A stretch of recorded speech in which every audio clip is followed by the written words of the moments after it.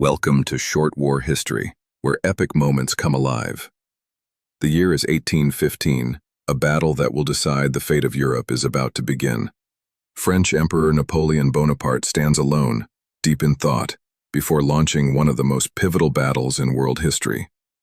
The Battle of Waterloo would change history forever. After escaping from Elba Island, Napoleon marched triumphantly back to France. The troops sent to arrest him instead swore allegiance to him. Once again, he was emperor, ready for one last battle against his enemies.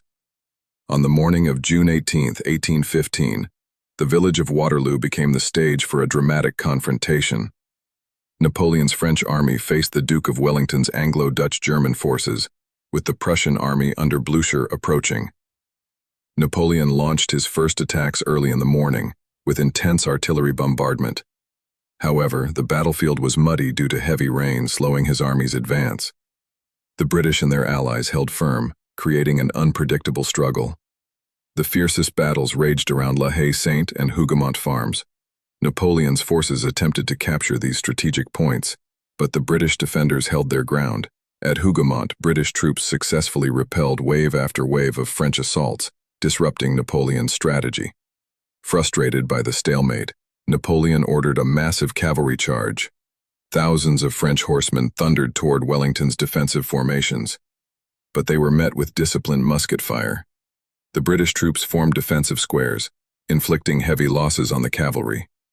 Just when the battle seemed uncertain, the Prussian army, led by Blücher, arrived on the battlefield. Napoleon's forces were now fighting on two fronts.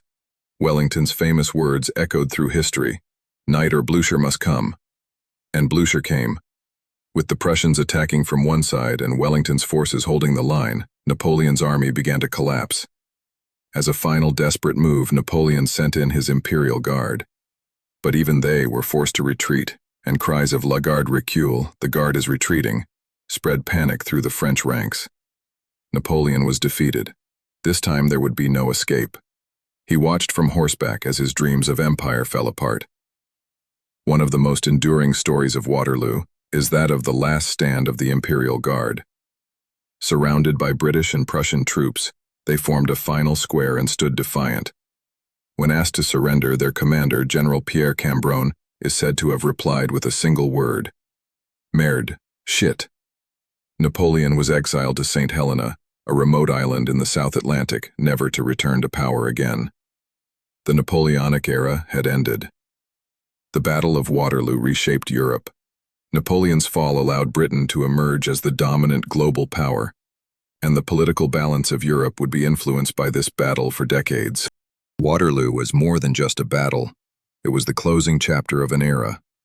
Napoleon, a man seen by some as a hero and others as a tyrant, left an indelible mark on history. But what if he had won?